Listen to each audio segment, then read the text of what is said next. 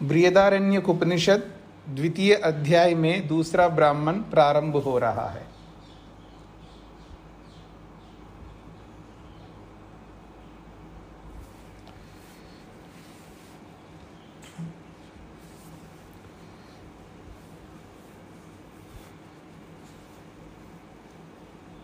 पहला श्लोक है, यो ह वै शिशुम साधानम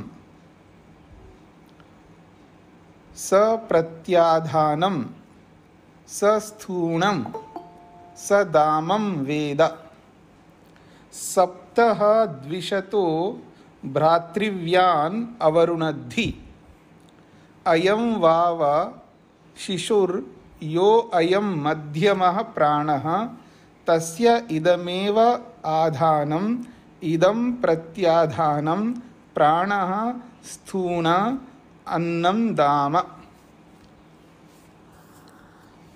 कहा जा रहा है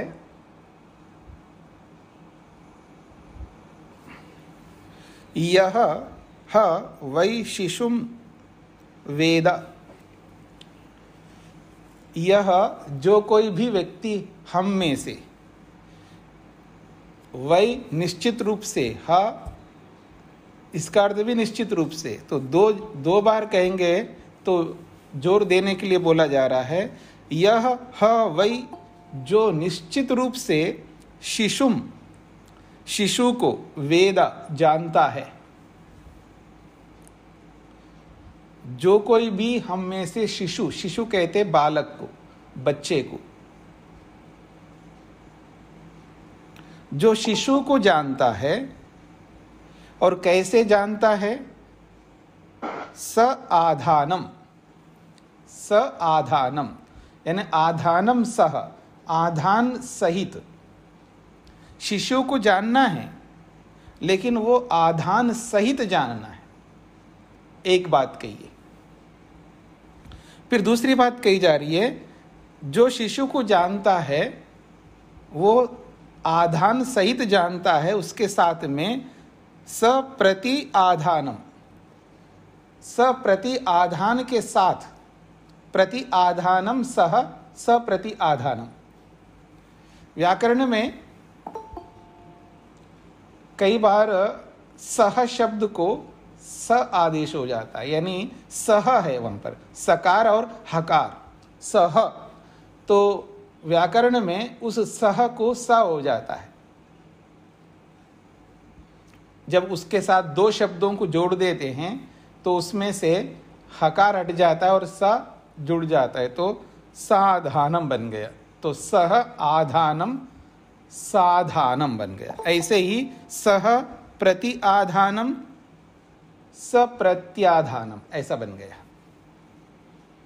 तो कह रहे हैं जो शिशु को जानता है वो कैसे जानता है, आधान सहित जानता है। एक बात, इतना ही नहीं है, प्रत्याधान सहित जानता है, दो बातें कही। इतना ही नहीं, तीसरी बात कहिए स्थूणम सह या स्थूणम सह यानी सस्थूणम, स्थूण के साथ में जानता है। इतना ही नहीं, अगली बात कहिए दाम सह दाम सदाम, दाम के साथ में जानता है। तो 1 2 3 4 बातें कहिए, 4 विशेषण दिए शिशु के। शिशु का मतलब बच्चा, ये सब आप जानते हैं। यदि कोई व्यक्ति हम में से बच्चे को जानता है, बच्चे को जानना बहुत सरल है, लेकिन उसके लिए कहा जा रहा है आधान सहित जानना है। प्रत्याधान सहित जानना है, स्थूण के साथ में जानना है और दाम के साथ में जानना है। यह है जानना। अगर ऐसा जान लेता है तो उसका प्रतिफल क्या है? तो जान लिया जी, आधान के साथ में, प्रत्याधान के साथ में, स्थूणा के साथ में, दामा के साथ में जान लिया तो क्या होगा उससे?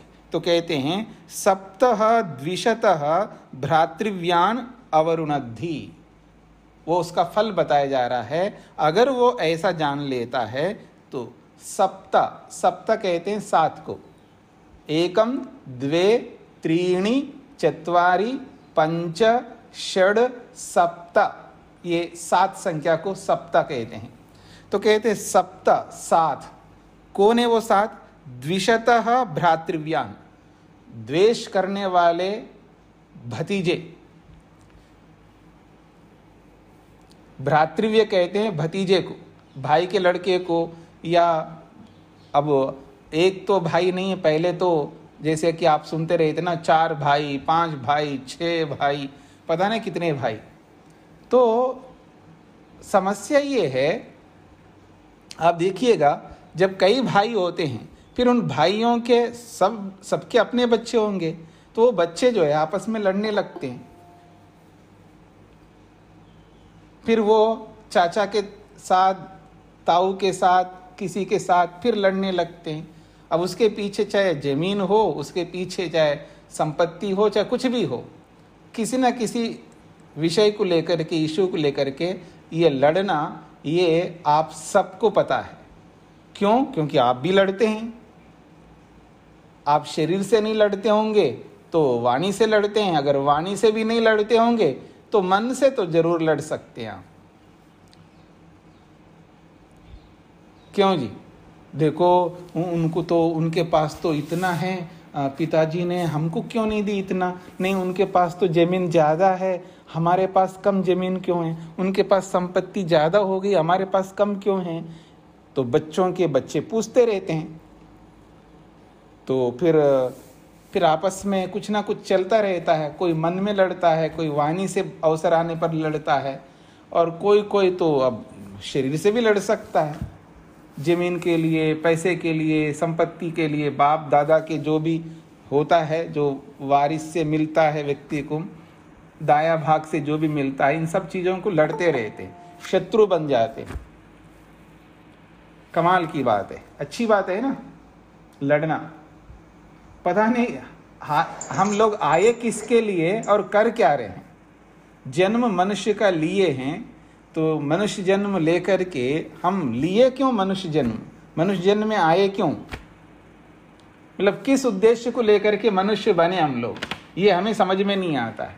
हमें यही समझ में आता है कि पैसा मेरे पास कम क्यों है, संपत्तियां कम क्यों हैं, मकान कम क्यों हैं, फैक्ट्रियां कम क्यों हैं, वो क्यों ऐसा, ये जो भी अपने अपने स्टैंडर्ड के हिसाब से, अपने अपने ढंग से लड़ने वाले लड़ते रहते हैं।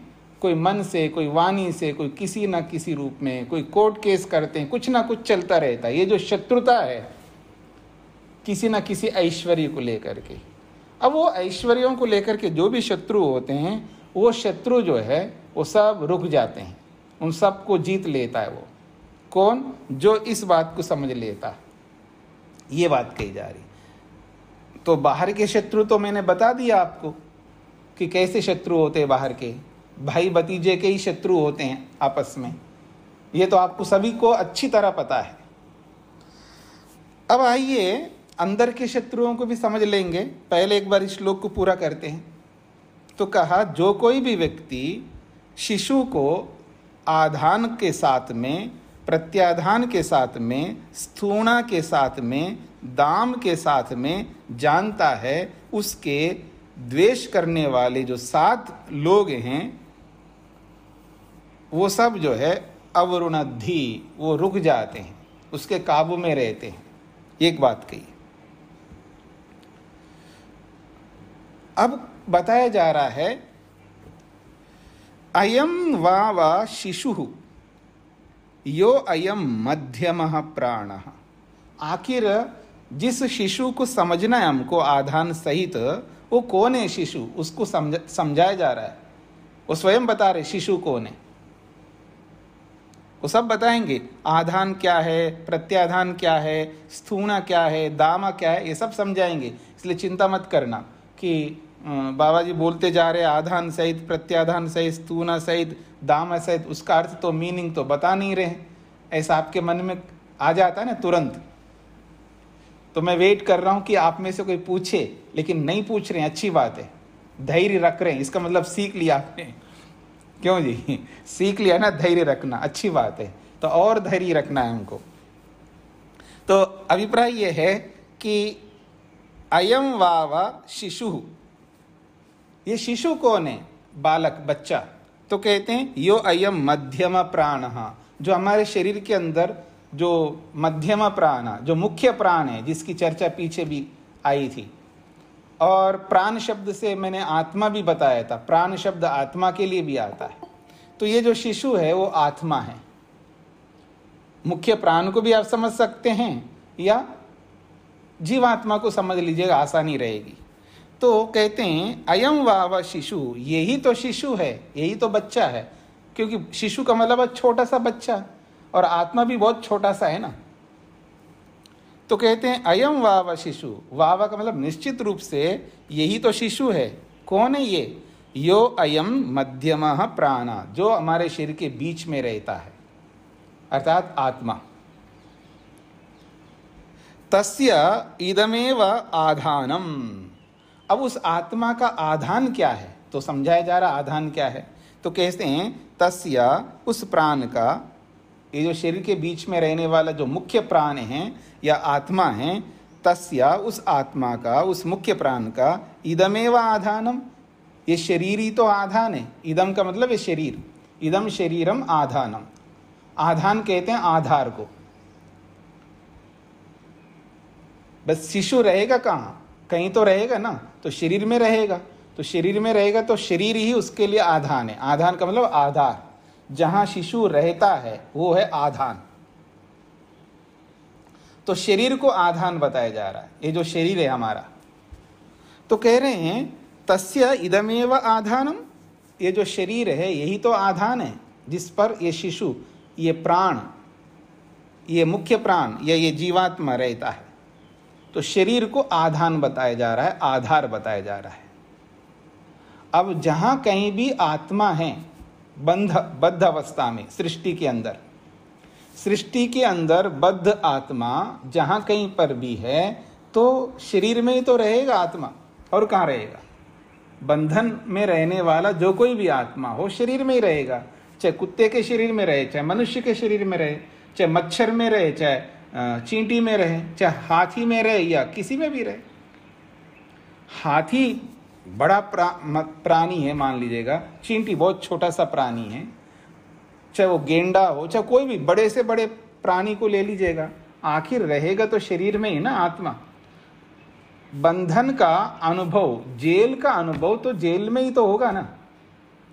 दुख अगर कोई भोग रहा है, तो बड़ा दुख अगर कोई भोगना है या भुगवाना है, तो उसको बड़े जेल में भेजना चाहिए।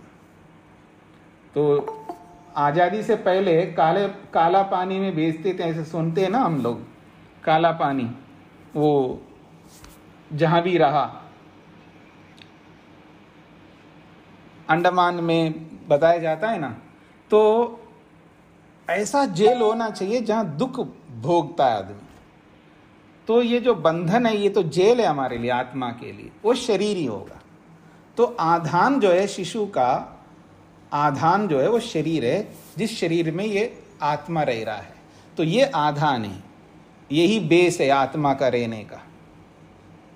तो कह रहे हैं अयम इदमेव आधानम, यही शरीर ही आधान है इसका।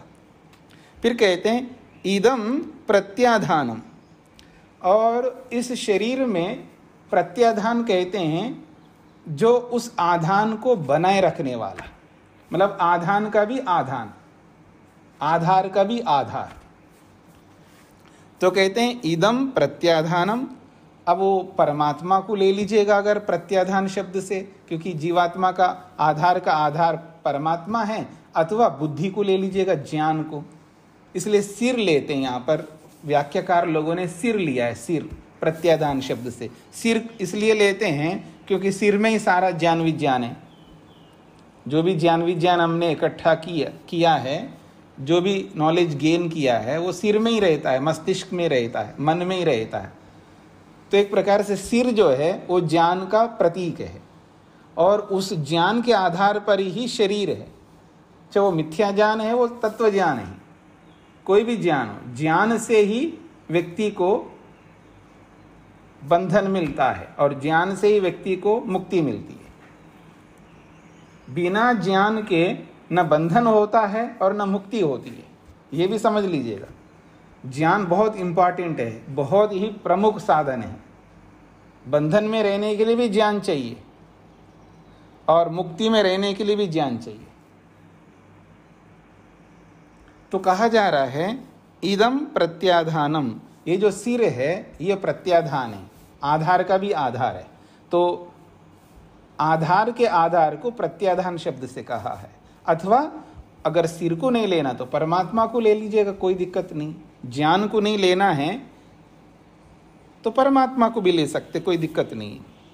फिर कहा जा रहा है प्राणः स्थूणः, ये जो शरीर के अंदर जो प्राण है वो स्थूना, स्थूना कहते हैं खूंटी को, जिसे जैसे किसी को खूंटी से बांध देते हैं ना, मतलब गाय को, बैल को, या कोई भी जो जिसको लोग, भैंस है, जो भी प्राणी है, किसी ना किसी खूंटी से उसको बांध के रखते हैं। तो एक प्रकार से स्थूना का मतलब है खूंटी, उससे हमने बांध के रख दिया उसको। तो प्राण जो है खूंटी के समान है, प्राण के कारण से वो बंधा हुआ है आत्मा शरीर में, प्राण को छोड़ नहीं सकता आत्मा। प्राण को छोड़ने का मतलब है शरीर से बाहर निकलना, प्राण ही उसको बांध के रखता है, एक प्रकार से खूंटी जैसा बना हुआ है, रो के रखता है वो। तो स्थूना का मतलब है खूंटी, तो प्राण जो है वो स्थून बना हुआ है। फिर कहते हैं अन्नम दामा, दामा कहते हैं रस्सी को, और अन्न जो है रस्सी के समान है, क्योंकि वो जो रस्सी है, बिना रस्सी के खूंटी का मतलब कोई है ही नहीं है। अगर खूंटी से अगर बांधते हैं तो रस्सी से ही बांधते हैं हम उसको, खूंटी के साथ। तो दामा का अर्थ है रस्सी, वो रस्सी कौन है? अन्नम, अन्न है। तो अन्न के कारण से प्राण है, प्राण के कारण से यहाँ पर ये सिर है, और सिर के कारण से ये शरीर है। ऐसा भी आप कह सकते हैं उल्टा, या दूसरे रूप से कहेंगे ये जो शरीर है, शरीर तभी ठीक रहेगा जब प्रत्याधान है, यानी शरीर हमको तभी मिलेगा जब उस आधार का कोई आधार रहे, प्रत्याधान। और प्रत्याधान तभी काम करेगा जब हमारे साथ प्राण रहे, और प्राण तभी रह सकता है जब ये अन्न रहे।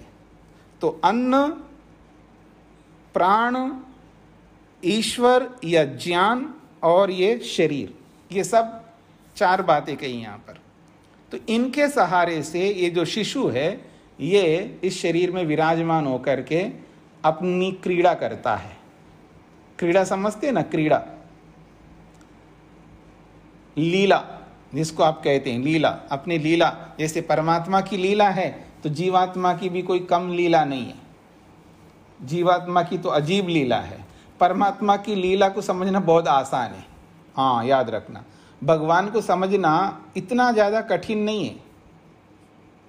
थोड़ा दूसरे एंगल से, दूसरे ढंग से मैं आपके सामने प्रस्तुत कर रहा हूँ। पहले भी कभी बोला होगा, आप याद कर सकते हैं, बोला तो जरूर है, मेरे को तो याद आ रहा है कि बोला है इस बात को, कि भगवान को समझना बड़ा सरल है। क्यों? वो सीधा है परमात्मा, वो टेढ़ा नहीं है परमात्मा, वो जैसा है वैसे दिखता है। वो सत्य है तो सत्य के रूप में, वो न्यायकारी है तो न्याय। ईश्वर सच्चिदानंद स्वरूप, निराकार, सर्वशक्तिमान, न्यायकारी, दयालु, अजन्म, जो आप लोग बोलते हैं, वो जैसा है वैसा ही दिखता है परमात्मा। इसलिए जो वस्तु जैसी है वैसे ही प्रकट होती है ना, तो उसको समझना आसान है। जैसे कोई सॉफ्टवेयर इंजीनियर हो, उसके सामने किसी भी सॉफ्टवेयर को रख दो, वो जैसा सॉफ्टवेयर है वैसा ही उसको समझ में आ जाता है।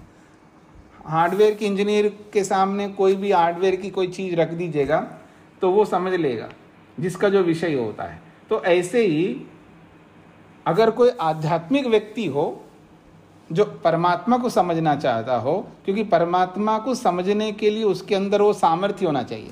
जैसे जिसने इंजीनियरिंग किया हो, तो इंजीनियरिंग किया है तो इंजीनियरिंग के बारे में उसको आसानी रहती है उस विद्या को समझने के लिए, और उस इंजीनियरिंग से संबंधित कोई भी चीज़ हो उसको समझना उसके लिए बहुत सरलता रहती है। तो ठीक इसी प्रकार से जिसके जीवन में आध्यात्मिकता है, आध्यात्मिकता का मतलब है बगुला भगत के रूप में नहीं, दिखावे के रूप में नहीं, वास्तव में वो आध्यात्मिक अपने आप को समझता है, उसके लिए भगवान को समझना बहुत सरल है।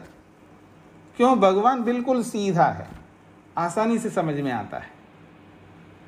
पर ये कम वक्त जिसको आप बोलते हैं ना आदमी, जिसको हम आदमी कहते हैं, चाहे वो पति के रूप में हैं, चाहे पत्नी के रूप में हैं, चाहे गुरु के रूप में हैं, चाहे विद्यार्थी शिष्य के रूप में हैं, चाहे वो सास के रूप में, बहू के रूप में, या भाई के रूप में, या जिस किसी के भी रूप में, जो भी हमारे संबंध है आपस के, हम जो आदमी हैं ना बड़े नटखट हैं, यानी होते कुछ और हैं और दिखाते कुछ और हैं, अंदर कुछ रखते हैं और बाहर कुछ दिखाते हैं। तो हम लोग बहुत टेढ़े लोग हैं, यानी सीधे नहीं। हम लोग आसानी से हम किसी को अपना राज नहीं बताते, या यूँ कहिएगा हम दूसरे के सामने ओपनली नहीं रहते हैं कि देखो जी मैं ऐसा हूँ, मेरा ये स्वरूप है, जैसा हूँ मैं वैसा दिखा रहा हूँ, देखो। ऐसा हम दिखाते नहीं किसी को। इसलिए हम लोग सारा जीवन इसमें झोंक देते हैं, पति को समझने में, पत्नी को समझने में, बच्चों को समझने में, गुरु को समझने में, शिष्य को समझने में, जो भी हमारे रिलेशन है इन सबको समझने में सारा जीवन लगा देते हैं, लेकिन फिर भी समझ में नहीं आता है, क्योंकि होते कुछ हैं और दिखाते कुछ हैं। बड़ा मुश्किल होता है। कुछ समझ में आ रहा है जी आपको? नहीं समझ में आया तो मैं बता देता हूँ। आज बुरा तो नहीं मान रहे? नहीं नहीं जी, बिल्कुल ऐसे कैसे हो जी, मैं तो बिल्कुल नहीं बुरा मानता हूँ जी। आदमी क्या बोलता है? नहीं मैं बुरा बिल्कुल नहीं मान रहा हूँ, लेकिन बुरा मान रहा है वो अंदर से।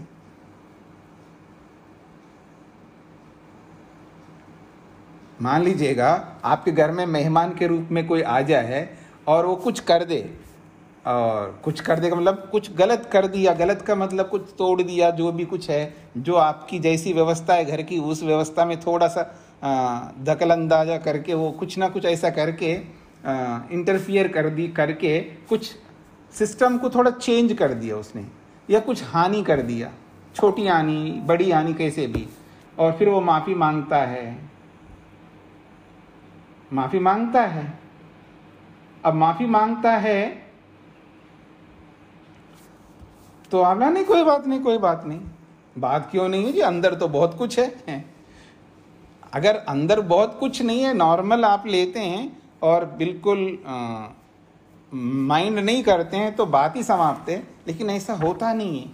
आदमी बुरा मानता है पर ऊपर से बोलता है नहीं जी, अच्छा मैंने थोड़ा ऊंचा बोला आपसे, बुरा तो नहीं मान रहे हो? नहीं जी बिल्कुल नहीं, कोई बात नहीं, ये राइट है, आप सही बोल रहे हो। आप बोलता तो यही है वाणी से। आप देखेंगे आदमी का जो स्वरूप है ना बड़ा विचित्र है। वैसे तो हम भगवान को कहते चित्रम देवानाम उदगाद अनेकम, लेकिन चित्रम तो हम स्वयं हैं। ठीक है जी। परमात्मा चित्रम तो इस रूप में है क्योंकि उनके अंदर अनंत गुण है, इसलिए वो चित्रम है। हमारे में अनंत गुण नहीं है, लेकिन जितने भी गुण हैं वो विचित्र है हमारे। इसलिए हम आपस में एक दूसरे को समझ ना पाने के कारण से भी हम आगे बढ़ नहीं पाते। कितना सरल होगा अगर पति पत्नी को समझ ले, और पति पत्नी को जैसे समझ लें ऐसे ही पत्नी पति को समझ लें, सास बहू को समझ ले, ऐसे गुरु शिष्य को समझ ले, सब एक दूसरे को समझ ले, कितना आसान हो जाएगा। बहुत सरलता से आगे बढ़ सकते हैं, बड़े सुखी हो सकते हैं। हम 2 आदमी 4 आदमी 5 आदमी सुखी नहीं रहते हैं तो सबको कैसे सुखी कर पाएंगे हम लोग? औरों को कैसे सुखी कर पाएंगे? सर्वे भवन्तु सुखिनः, ये बोलना तो बड़ा सरल है हमारे लिए, लेकिन सबको कैसे सुखी करेंगे? सबका मतलब जितने भी लोगों को हम सुखी कर सकते हैं। परोपकार तो तभी होगा ना, दूसरों को सुख देना, दूसरों को सुखी देखना, दूसरों को वास्तव में सुखी करना, ये बहुत कठिन काम है। हम जो दो मिलकर के रहते उनको हम सुखी नहीं कर पाए, मतलब 100% सुखी नहीं कर पाए, मेरा ये अभिप्राय है। सुखी तो करते ही, हम एक दूसरे को सुख देते ही, इसमें कोई दोहरा ही नहीं है, लेकिन संतुष्ट नहीं कर पा रहे हम अपने ही लोगों को। तो दुनिया को कैसे संतुष्ट कर पाएंगे? कैसे परोपकार होगा हमसे, जो हमें करना चाहिए? और याद रखना, बिना परोपकार के मुक्ति तो नहीं मिलने वाली। हाँ, मुक्ति क्या, स्वर्ग भी नहीं मिलेगा बिना परोपकार के। बिना त्याग किए मुक्ति तो दूर की बात है, अच्छा स्वर्ग भी नहीं मिलेगा। तो इस बात को समझना है कि ये जो शरीर है, ये शरीर बहुत ही प्रमुख है। इसलिए बार बार शास्त्र कहते हैं कि धर्म, अर्थ, काम और मोक्ष, ये 4 जो प्रयोजन है हमारे लिए, इन प्रयोजनों का जो आधार है, ये जो बोला जाए ना, साधानम, साधनम सह आधानम, साधानम, आधानम आधारम, ये आधार है, बेस है धर्म करने के लिए भी। ये समझ में नहीं आता आदमी को, धर्म करने के लिए शरीर आधार है। अच्छा, आपसे मैं पूछूं कि स्वस्थ शरीर का होना धर्म है या अधर्म है? तो यही कहेंगे आप, स्वस्थ शरीर का होना धर्म है। तो स्वस्थ शरीर का होना धर्म है। अब उस धर्म का आधार कौन है? शरीर है।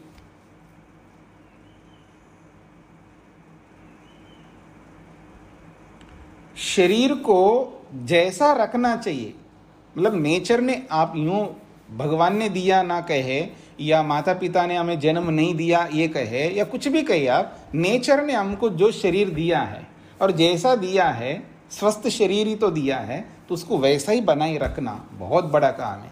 ये बिना धर्म के, बिना धर्म को अपनाए नहीं हो सकता। और धर्म, बड़ा धर्म करने के लिए शरीर चाहिए।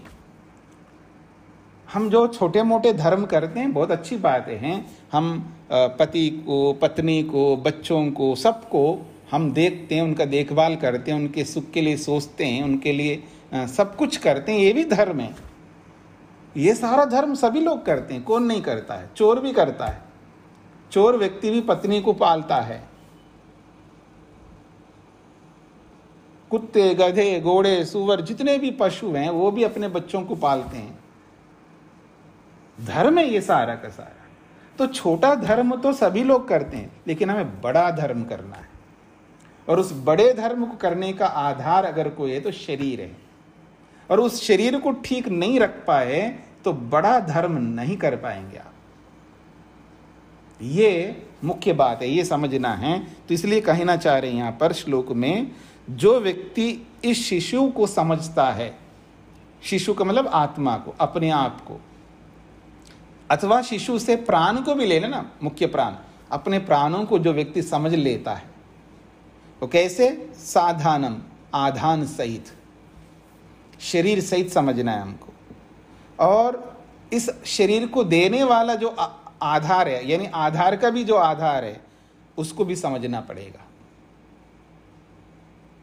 सस्थूणम, खूंटी को भी समझना होगा, जिसके कारण से हम टिके हुए हैं शरीर के अंदर, उसको भी समझना होगा।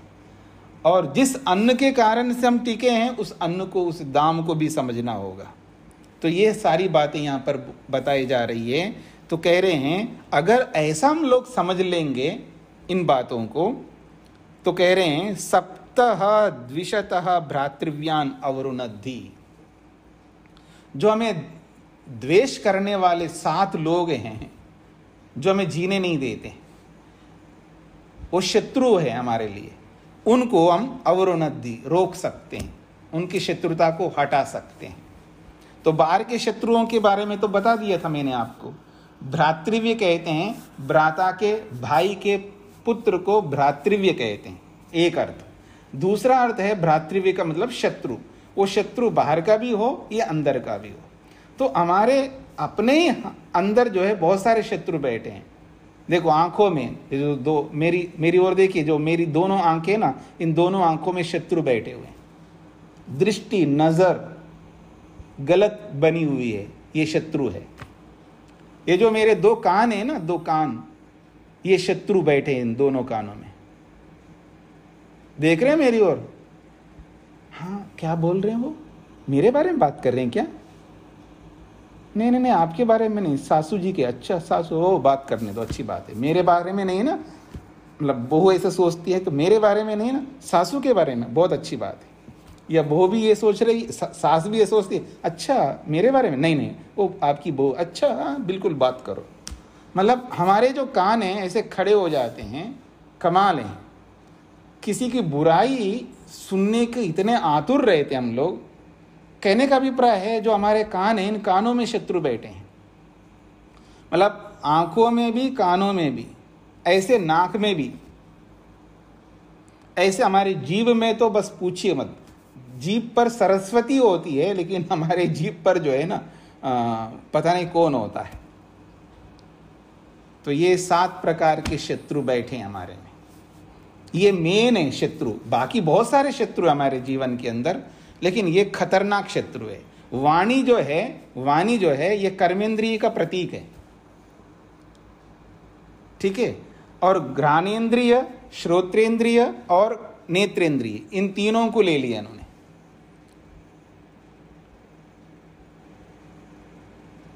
क्योंकि ये बहुत ज्यादा सहायक हमारे लिए। अलग अलग एंगल से देखो, जैसे आजकल कोरोना चल रहा है ना, हाँ जी, गंध नहीं आ रही है, स्वाद का पता नहीं चल रहा है, कोई स्मेल ही नहीं आ रही है। जैसे आजकल चल रहा है ना, बहुत इंपॉर्टेंट है किसी न किसी स्थिति में। वैसे तो सभी इंद्रियां इंपॉर्टेंट हैं, सभी ज्ञानेंद्रियां, कर्मेंद्रिय, सब कुछ है। 7 संख्या को पूरा करने के लिए मैंने 7 चीजें आपके सामने बोली है। तो 2 आंखें, 2 कान, 2 नासिका के दोनों छिद्र, 6 हो गए, और 1 जीभ, ये 7। ये जो 7 शत्रु हैं ये सब समाप्त हो जाएंगे। तो वाणी, अब वाणी दुर्वाणी नहीं बनेगी, वो सरस्वती वाली वाणी बन जाएगी। वो वाणी वास्तव में वाणी बन जाएगी। एथे माम वाचम कल्याणीम आवदानी जनेभ्य, जैसे आप मंत्र बोलते हैं तो कल्याण वाली वाणी बन जाएगी। कान भी जो है ना बहुत अच्छे बनेंगे। भद्रम कर्णे भी शृणुयाम देवाः भद्रम पश्येमाक्षैर्यजत्रा। हम आंखों से भद्र ही देखेंगे, फिर अभद्र नहीं। या आंखों से भद्र देखने की चाह रखते हैं, अभद्र नहीं। कानों से भद्र सुनने की ही चाह रखेंगे, अभद्र सुनने के लिए नहीं।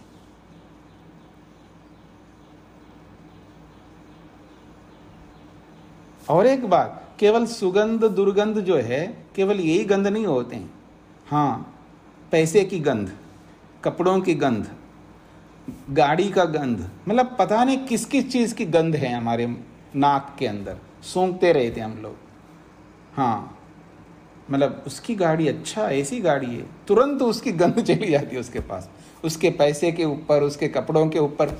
इतना ही नहीं, सैंडल, जूते, चप्पल के ऊपर, बेल्ट के ऊपर, टाई के ऊपर, पता नहीं किस किस के ऊपर गंध तुरंत पकड़ लेता आदमी। तो ये जो हमारी इंद्रियां हैं ना, इनमें शत्रुता भरी हुई है किसी न किसी रूप में। ये हमें जीने नहीं देते हैं। तो ये सारी शत्रुता समाप्त हो जाती है अगर हमने आधार रूपी शरीर को, और इस आधार के आधार को, और इस खूंटी को, और इस खूंटी जिस रस्सी से बंधी हुई उस रस्सी को, इन बातों को अगर समझ लेंगे तो हमारे जीवन में ये जो शत्रुता है, आंतरिक शत्रुता हो या बाह्य शत्रुता हो, दोनों शत्रुता दूर हो सकती है। ये बात कही जा रही है। तो अन्न को भी समझना है, अन्न बहुत महत्व है। पीछे भी आपने पढ़ा है, अन्नम वै ब्रह्म, ये बोला है, प्राणम वै ब्रह्म, ऐसे बहुत कुछ बोला है पीछे। तो इन सब बातों को समझते हुए हमको आगे बढ़ना है। अगला श्लोक देखिएगा, तम एताः सप्त आक्षितयः उपतिष्ठन्ते तद याः इमाः अक्षन् लोहिन्याः राजय ताभि एनं रुद्र अन्वायत्त अथ या अक्षन् आपः ताभि पर्जन्यः या कनीनका तया आदित्यः यत् कृष्णं तेन अग्निः यत् शुक्लं तेन इंद्रः अधरया एनं वर्तन्या पृथिवी अन्वायत्ता द्यौ उत्तरया न अस्य अन्नम क्षीयते य एवं वेदा। बड़ी अच्छी बात कही जा रही है। कहते हैं तम एताः सप्त अक्षितयः उपतिष्ठन्ते। तो कहते हैं तम, उस शिशु को, उस आत्मा को, शिशु का मतलब है आत्मा यहाँ पर, तो यह मुख्य प्राण, तम का मतलब जो पीछे शिशु आया है उसके लिए तम से कहा जा रहा है। उस शिशु को एताः सप्त अक्षितयः, ये जो 7 अक्षितया, अक्षितया कहते हैं, क्षिति का अर्थ होता है समाप्त होने वाले को, क्षिति समाप्त होने वाला, और अक्षिति न समाप्त होने वाले। तो कहते हैं उस शिशु को 7 प्रकार के अविनाशी तत्व प्राप्त हो जाते हैं। अक्षितय का मतलब है अविनाशी, और वो कौन है? देव। तम, उस शिशु को एताः सप्त अक्षितयः उपतिष्ठन्ते, उपस्थित, उपतिष्ठन्ते का मतलब उपस्थित हो जाते हैं, अर्थात उसको प्राप्त होते हैं। तो उस व्यक्ति को 7 अविनाशी तत्व प्राप्त होते हैं। फिर कहा जा रहा है वो 7 क्या है उसको समझाएंगे आगे। तद याः इमाः अक्षन् लोहिन्यः, तो कहते हैं अक्षन, अक्षन कहते हैं आंख को। ये जो आंख है, इस आंख में या इमा लोहिन्यः, जो आंख, दोनों आंखों के अंदर जो लाल लाल रक्त कणिकाएं ऐसे दिखते हैं ना आपको, लाल लाल जो है रक्त कणिका हैं, जो आंखों में लालिमा लेकर के जो भी कुछ दिखते हैं आंख में, उनको कह रहे हैं वो शिराओं के रूप में, वेन्स के रूप में बहुत सूक्ष्मता से आप देखेंगे तो आपको दिखाई भी देते हैं। तो कहते हैं अक्षन या इमा लोहिन्यः, जो आँख में ये जो लाल लाल रेखाओं के रूप में, वेन्स के रूप में, जो लालिमा को लेकर के, लालपन को लेकर के जो अंदर विराजमान हैं रेखाएं, कहते हैं ताभि एनम रुद्रः अन्वायत्ता, उन लाल लाल वेन्स में, उन लाल लाल दिखने वाली जो रेखाएं हैं, उनमें रुद्र जो है बैठा हुआ है। रुद्र आंखों के अंदर बताया जा रहा है, आंखों में जो लाल लालपन जो भी दिखाई दे रहा है रेखाओं के रूप में, वेन्स के रूप में, बहुत सूक्ष्म वेन्स के रूप में, उसमें रुद्रः अन्वायत्ता, उसमें रुद्र बैठा हुआ है।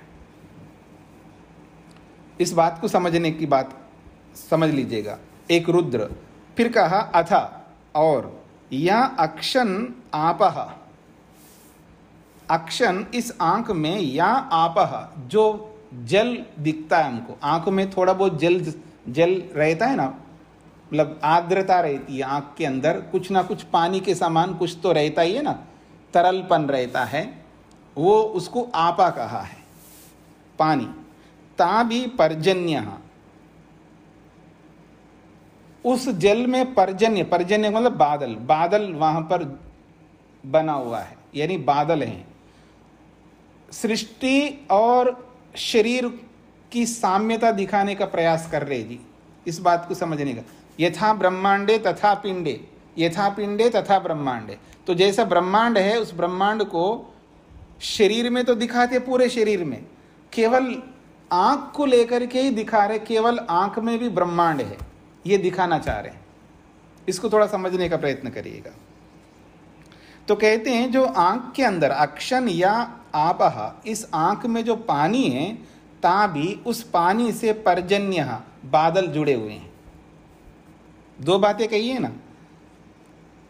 एक तो कहा जो आंखों में जो लालिमा से युक्त जो रेखाएं दिख रही हैं उसमें तो रुद्र बैठा हुआ है, रुद्र जुड़ा हुआ उनके साथ में, और जो आंखों के अंदर जो तरलपन है पानी की तरह, उनसे पर्जन्य बादल जुड़े हुए हैं या बादल बैठे हुए हैं।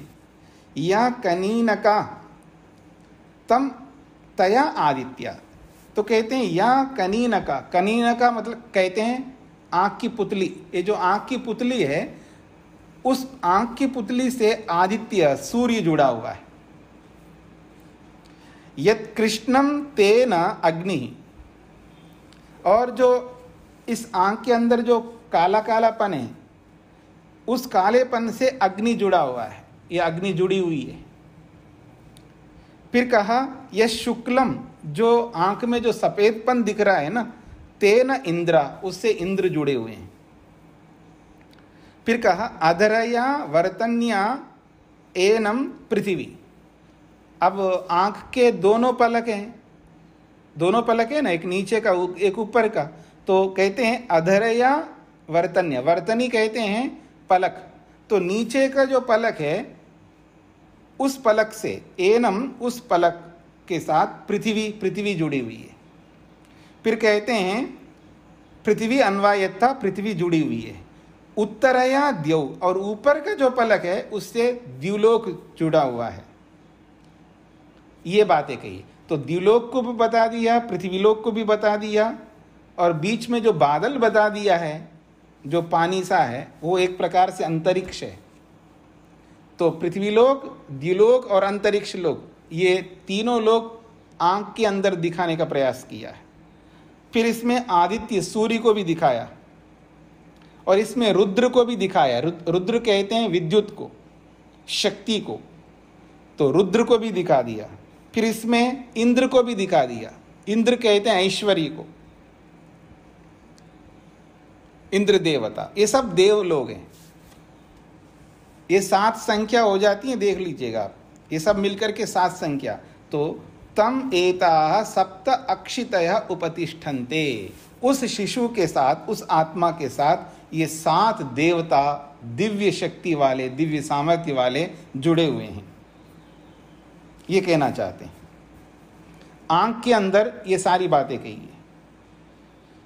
अब थोड़ा समझने का प्रयत्न करिएगा, जो हमारी आत्मा है, यानी हम स्वयं आत्मा हैं, अथवा जो हमारा मुख्य प्राण है, यह मुख्य प्राण ऐसे नहीं जी सकता है, उसके साथ बहुत सारे देव चाहिए उसको सपोर्ट करने के लिए, उसको जीवित रखने के लिए, उसको सही रास्ते पे ले चलने के लिए, उसको अपने लक्ष्य के प्रति अग्रसर करने के लिए बहुत सारे देवों की आवश्यकता है, बहुत सारे देवों का सहयोग चाहिए।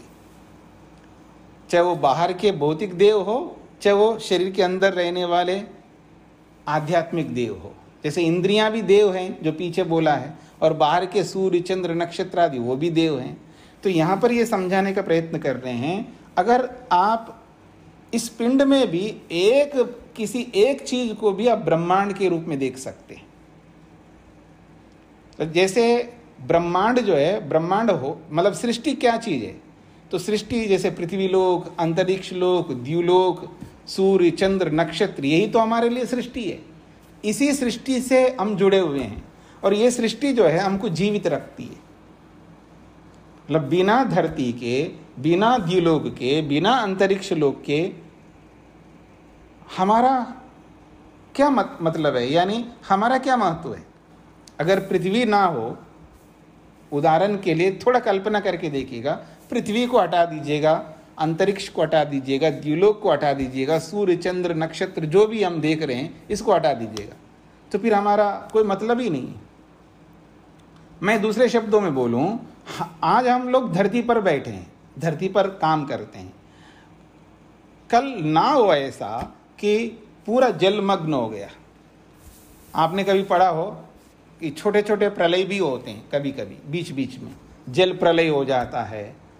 जल प्रलय का मतलब पानी पानी, अब धरती नहीं रही, सब पानी के अंदर चला गया, मतलब सारी धरती पानी के अंदर डूब गई, अब वापस उभरेगी नहीं धरती, बस पानी पानी, जैसे समुद्र है ना ऐसे ही। अब सब समुद्र में ही हो जाए, क्या रहेगा हमारा जीवन? कैसे जी पाएंगे? और जैसे हम जैसे शाकाहारी लोग कैसे जिएंगे? मांसाहारी है तो ठीक है, फिर भी जी लेंगे। फिर केवल मांसाहारी होते हुए भी केवल सीधा सीधा मछलियों को कैसे खाएंगे? उसको पकाना है, उसको वो बहुत सारे साधन चाहिए। आखिर रहेंगे कैसे, जिएंगे कैसे? जलमग्न हो जाए। धरती के कारण ही तो हम हैं। बिना द्युलोक के धरती का क्या मतलब है? सूर्य चंद्र को हटा दो, फिर धरती का क्या मतलब? धरती कोई अस्तित्व ही नहीं रख सकती। तो सृष्टि जो है, ये पूरी की पूरी सृष्टि जो है, ये मनुष्य के लिए, आत्मा के लिए, मैं प्राय कहा करता हूं ना, ये सारी सृष्टि जो है मेरे लिए बनी है, यानी आत्मा के लिए बनी, मनुष्य के लिए बनी है। जैसे बाहर की सृष्टि है, ऐसे हमारे अंदर की भी सृष्टि ऐसी है।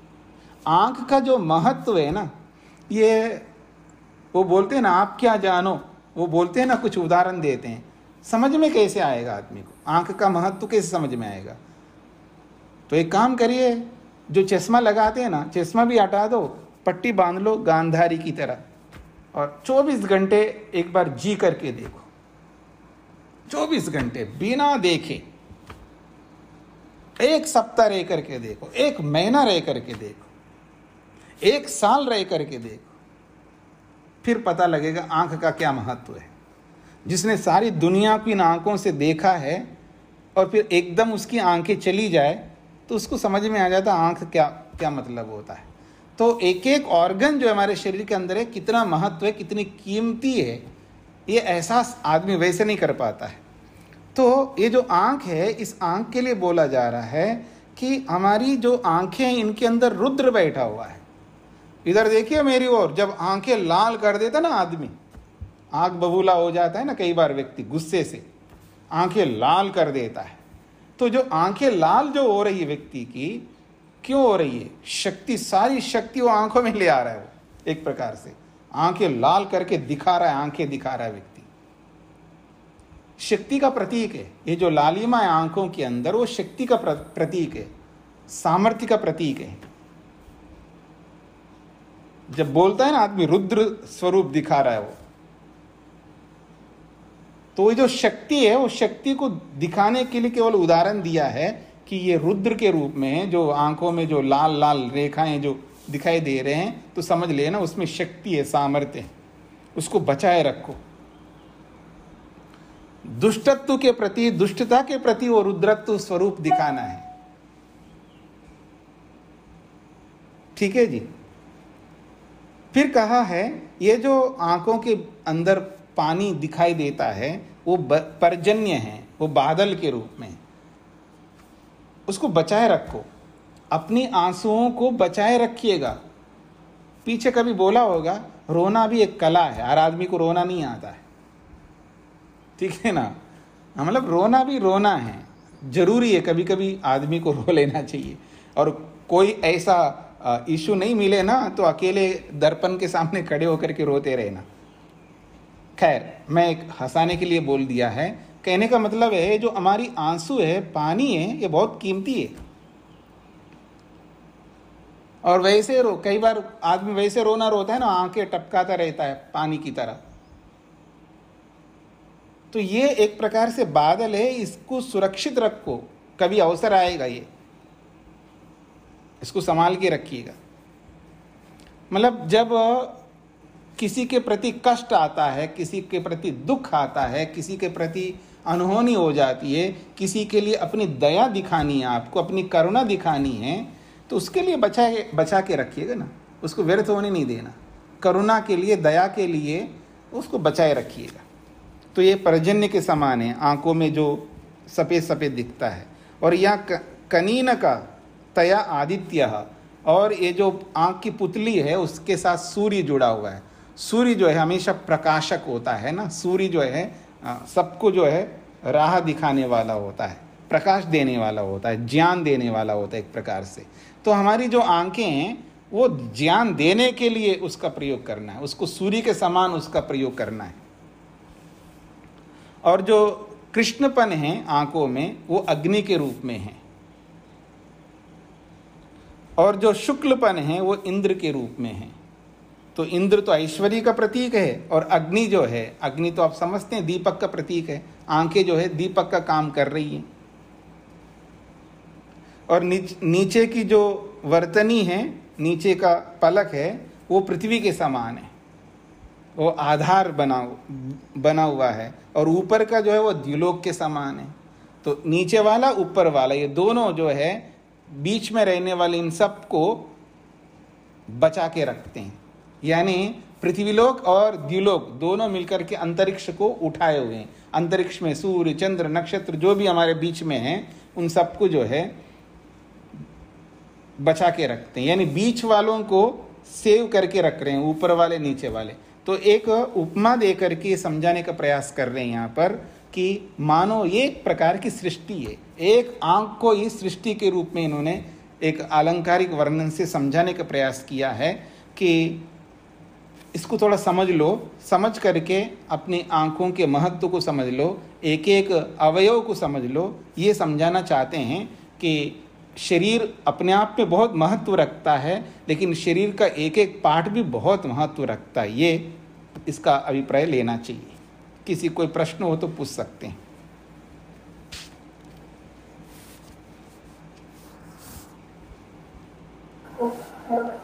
जी, तो वो जो पिछली क्लास में पढ़ रहे थे ना कि सारी इंद्रियां ही सब लोग है, सब देह है और सब इंद्रिया भूत है। ये मतलब 742 पेज के 5 लोग। हाँ जी, ये जो पिछले पाठ के 20वें श्लोक में पूछ रहे हैं आप? हाँ जी, हाँ जी, हाँ जी। तो ये सारे लोग मतलब देखिए, पृथ्वीलोक, अंतरिक्ष लोक, द्युलोक, लोकांतर बहुत है ना। तो इंद्रियां ही लोक है उसके लिए। अब सोया हुआ आदमी स्वप्न में विराजमान है, तो अब वो स्वप्न देख रहा है, तो स्वप्न कहाँ देखेगा? लोक में ही तो देखेगा ना वो। हाँ, पृथ्वीलोक है, अंतरिक्ष लोक है, द्युलोक है, इसी में तो रहेगा और कहाँ जाएगा। तो एक प्रकार से सोते हुए व्यक्ति के लिए लोक जो है वो इंद्रियां ही लोक हैं, इंद्रियां ही देव हैं, इंद्रियां सब कुछ है उसके लिए।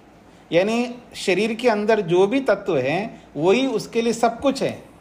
मतलब प्राणी भी वही हैं, अलग अलग प्राणी, पशु पक्षी आदि जो भी है वो इंद्रियां ही वही है, मनुष्य भी वही हैं, और उन मनुष्यों में जो देवत्व को रखने वाले भी वही हैं। ठीक है जी, लोक भी वही है, सब कुछ वही है इंद्रियां। क्योंकि सूक्ष्म शरीर में ही तो विराजमान है ना आत्मा।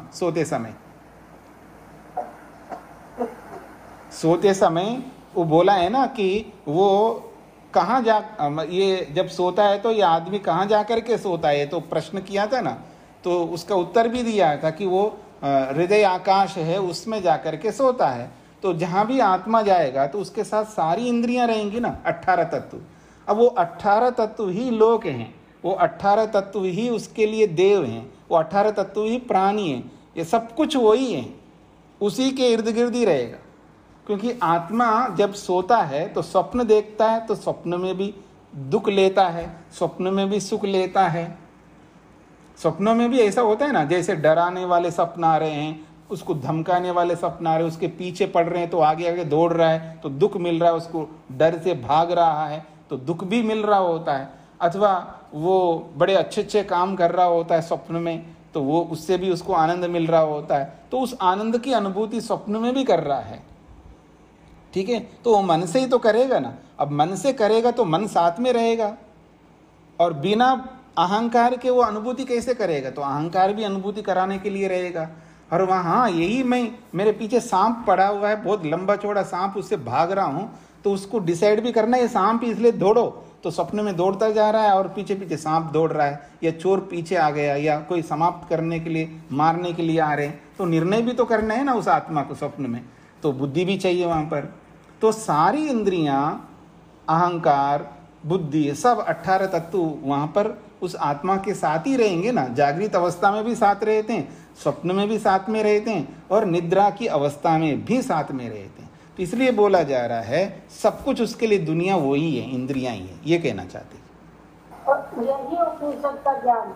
हाँ यही सत्य है। हाँ, ये सत्य है। इनको अगर हमने समझ लिया है, इसका मतलब जब व्यक्ति जिसको समझता है उसको संभाल के रखता है ना। व्यक्ति आदमी धन को समझता है इसलिए धन को संभाल के रखता है।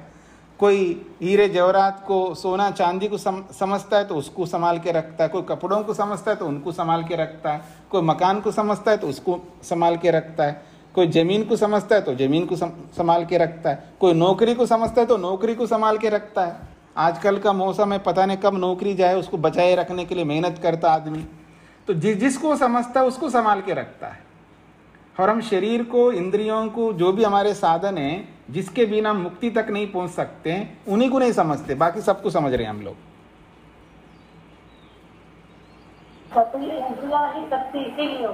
जी जी जी जी। अच्छा, और स्वामी जी जैसे वो आत्मन्वी वाला था। हाँ जी, हाँ जी, आत्मान्वी आत्मवान बनता है। हाँ, जी, आत्मा वाला है तो ये मैं आत्मा वाला हूँ या मैं आत्मा वाली हूँ। हाँ जी। कौन महसूस कर रहा है? जीवात्मा महसूस कर रहा है मेरे साथ परमात्मा है तो मैं आत्मवान हूँ। मेरे साथ मैं अकेला नहीं हूँ ना, तो हाँ, मैं अकेला नहीं हूँ ना, तो मेरे साथ परमात्मा भी है। यही तो उपदेश दिया था ना, और वहीं जाकर के चुप हो गया। वो जो बलाकी जो है, बालाकी, दृप्त बालाकी गार्ग्य, वो चुप हो नहीं रहा था, बताता जा रहा है, बताता जा रहा है। तो वो समझाते जा रहे हैं अजात शत्रु, और अंत में बताए ये तो आत्मान्वी है, ये आत्मवान है। अब आत्मवान बताने के बाद वहाँ उसके आगे और कुछ बता नहीं सकता, हो वहीं रुक गया। अब उस आत्मवान को समझने के लिए सारी बातें हैं, उस परमात्मा तक पहुँचने के लिए ये सारी बातें हैं।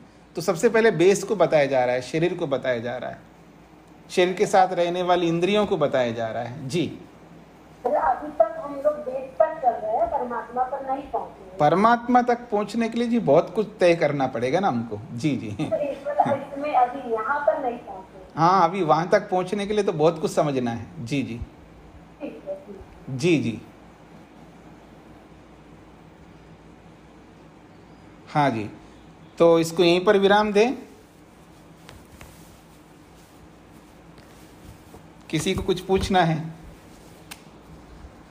स्वामी जी। जी स्वामी जी, प्रातःकालीन मंत्र में आपकी जो व्याख्या चल रही वो मैंने सुना था जी। उसमें आपने कहा कि एक प्राणेषणा हमारे अंदर होनी चाहिए उसी यशाओं की बजाय। तो ये प्राणेषणा क्या है?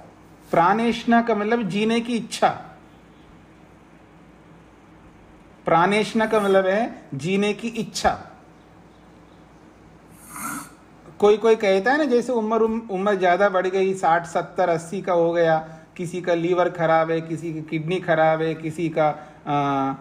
किसी को बीपी है, किसी को हार्ट प्रॉब्लम है, किसी कुछ है, किसी की आंखें दिखाई नहीं दे रही है, किसी को कानों से सुनाई नहीं दे रहा है। हाँ, तो ये भगवान मेरे को उठा ले, ऐसे ऐसे बोलता रहता ना आदमी। अथवा एक तो वो स्थिति है, और एक दूसरी स्थिति है जो दीनहीन गरीब मानता है ना अपने आप को, मतलब बिजनेस में सक्सेस नहीं हो पा रहा है, नौकरी में बहुत ज़्यादा लाभ दिख नहीं रहा है, और हताशा निराशा से युक्त जो आदमी होता है ना, ये बेकार है जिंदगी, हटाओ इसको, समाप्त करे, भगवान मेरे को उठा ले, वो भी बोलता है ऐसा, जो हताशा निराशा में रहने वाला आदमी। अथवा एक दूसरी बात, अब तीसरी बात बता रहा हूं मैं, जो हम सबके ऊपर लागू हो सकती है, कि ठीक है जी, बच्चे अपने अपने जगह पर सेटल्ड हैं, और मेरे को जो करना था बच्चों के लिए सब कर लिया, अब मेरी कोई जिम्मेदारी नहीं है, आई एम ओके, सब कुछ हो गए, बस हाथ पे हाथ धर के बैठ जाए, तो अब क्या करना है? कुछ करना ही नहीं। ये जो रिटायर्ड होते हैं, चाहे जॉब से हो चाहे बच्चों से हो, वो उनकी स्थिति है। और जो जवान लोग भी होते हैं ना, ठीक है जी, जिंदगी ऐसी चल रही है, अब इससे ज़्यादा क्या करना है। मतलब हर आदमी जो है ना, अपने आप को उसी में इतिश्री कर लेता है, उसको वो एक जज्बा नहीं होती, उसके अंदर एक वो उमंग नहीं है कि बहुत आगे बढ़ने की, बहुत अधिक जीने की। तो प्राणों को बचाए रखने की चाह अपने आप में व्यक्ति को बहुत पुरुषार्थी बना देता है, और यहाँ कोई मैटर नहीं करता है कि मैं एज्ड हूँ या जवान हूँ या बच्चा हूँ या किशोर हूँ। अगर हमारे में समझ है, समझ आ गया, ना समझ बच्चा है, छोटा बच्चा, उसको छोड़ दीजिएगा। लेकिन जिसके अंदर थोड़ा सा समझ आ गया है, वो हर व्यक्ति के अंदर प्राणेष्णा होनी चाहिए, वही हमको आगे बढ़ाने वाला कारण बनता है। ये आयुर्वेदकार ने बताया प्राणेष्णा। आयुर्वेदकार ने प्राणेष्णा की बात कही है। बाकी जो उपनिषदों में, धर्म ग्रंथों में जो 3 ऐष्णाएं होती हैं, वो अलग ऐष्णा हैं कि पुत्रेष्णा, वित्तेष्णा और लोकेष्णा, वो भी होनी चाहिए व्यक्ति के अंदर, लेकिन उसके साथ साथ में ईश्वरेष्णा भी होनी चाहिए, वो नहीं रखते। हमने कब मना किया पैसा के पीछे नहीं पड़ो, पैसे के पीछे, वित्तेष्णा के पीछे रहो, पुत्रेष्णा के पीछे रहो, लोकेष्णा के पीछे रहो, लेकिन ईश्वरेष्णा को भी साथ में लेके चलो ना। आदमी ईश्वरेष्णा को बिल्कुल छोड़ रखा है। ये ईश्वरेष्णा की बात स्वामी दयानंद ने कही है और प्राणेष्णा की बात आयुर्वेदकार ने कही है। ऐसी बहुत सारी ऐष्णाएं हैं, और थोड़ा शास्त्रों को पढ़ेंगे तो और भी ऐष्णाएं आएंगी, सामने आ जाएंगी। तो ये बहुत जरूरी है, कब किस ऐष्णा को लेकर के हमें चलना चाहिए, ये बोध हमें होना चाहिए। तो ये है वो प्राणेष्णा, जीने की चाह। जब तक आदमी को जीने की चाह नहीं होती तो कर्म कैसे करेगा? वो कर्म तभी कर सकता है जब प्राणेष्णा हो, नहीं तो कर्म ही नहीं करेगा। और कर्म भी वो कर्म करना है ना हमें जो मुक्ति को दिलाने वाला कर्म, जो स्वर्ग को दिलाने वाला कर्म। ऐसे कर्म करने के लिए प्राणेष्णा का होना बहुत जरूरी है जी। हाँ जी, सुभाष जी, स्पष्ट हो गया? और इस प्राणेष्णा के साथ हम ईश्वरेष्णा और जोड़ते हैं। हाँ, ईश्वरेष्णा तो सबके साथ जोड़ना है। जी जी जी, धन्यवाद स्वामी जी जी। अच्छा, आप नरेश जी पूछ रहे थे, मैं सुभाष जी समझ रहा था। जी जी, ठीक है। प्रणाम स्वामी। प्रणाम जी। आज दादी आवाज में कहा था कि बड़े दुख के लिए बड़ा शरीर, ऐसा तो कुछ नहीं है ना स्वामी जी? जस्ट स्पष्टीकरण के लिए।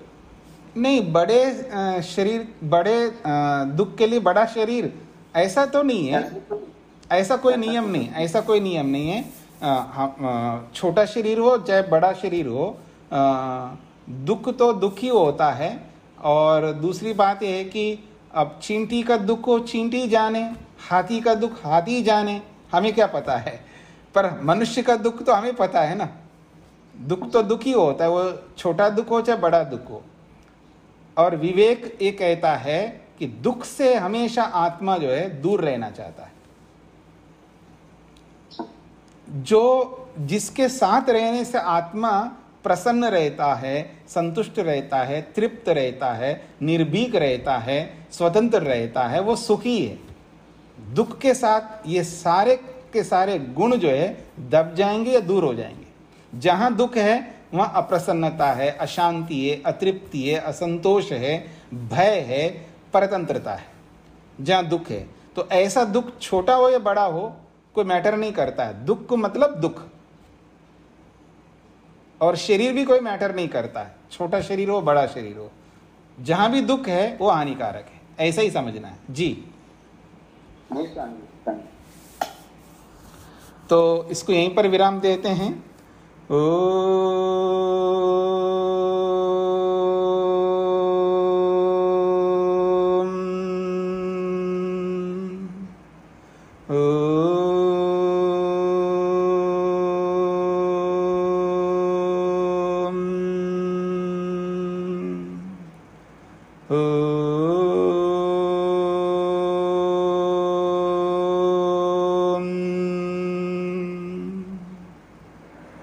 सभी को नमस्ते। आप प्रश्न, अगर आप प्रश्न नहीं करेंगे तो आप विस्तार नहीं कर पाएंगे। जैसे अभी रेणु जी ने एक प्रश्न किया था प्राणों को लेकर के, तो वही लोग आए तो थोड़ा मैं उसको विस्तार करके समझाया तो आपको थोड़ा स्पष्ट हो गया। तो ऐसे ही जो भी आप लोग प्रश्न करेंगे तो उससे खुद, या तो खुद समझ लो जी, उसको खुद विस्तार कर लो, स्वयं समझ करके उसको विस्तार करके। अध्यापक तो केवल संकेत ही करेगा ना, हर बात को एक्सप्लेन नहीं कर सकता अध्यापक, कोई भी दुनिया का। तो उसको तो विस्तार करना, उसको एक्सप्लेन करना आपके स्वाध्याय से होगा, आपकी आवृत्ति से होगा। अगर वो भी आप नहीं करेंगे तो कम से कम प्रश्न करके ही समाधान कर लें, और प्रश्न भी नहीं करोगे तो फिर जितना बताए उतना ही रहेगा।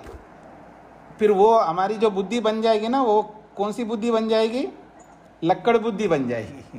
मतलब जितना छेद किया तो उतना ही रहेगा। लक्कड़ बुद्धि नहीं बनाना है, रबड़ बुद्धि तो कभी नहीं बनाना है जी। तो ठीक है जी, चलते हैं। सबको नमस्ते पुनः। आप सबको नमस्ते, हमें सबको नमस्ते, आप सबको नमस्ते।